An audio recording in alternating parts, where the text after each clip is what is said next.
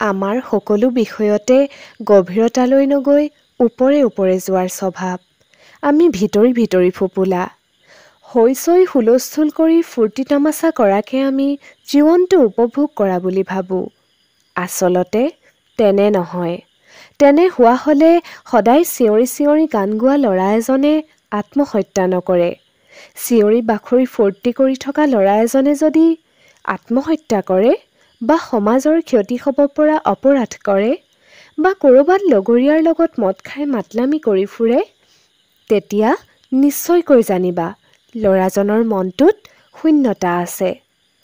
তোমাৰ মনটো এখন মোনাৰ দৰেই। সেই মোনাখন পেলনীয়া আৱৰ্জনাৰে ভৰ্তি কৰিবা নে ধুনীয়া ধুনীয়া সম্পদেৰে ভৰ্তি কৰিবা, সেয়া নিৰ্ভৰ কৰিব তোমাৰ ওপৰত।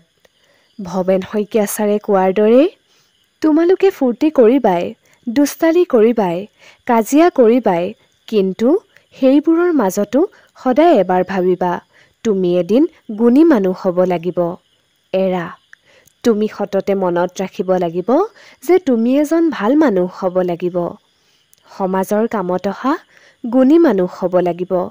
দুখ সমস্যাৰ মাজত ককবকাই তুমি সাৰি দিলে নহ'ব। ফুটবল খেলাত গ'ল খাই সাৰি থকা দলৰ খেলুৱৈৰ দৰে তুমি জিকিবৰ বাবে যুঁজি যাব লাগিব আৰু যুঁজিব লাগিব নিয়মৰ মাজতে। জীৱনৰ এই ফুটবল খেলখনত তুমি নিজেই নিজৰ ৰেফাৰী হ'ব লাগিব।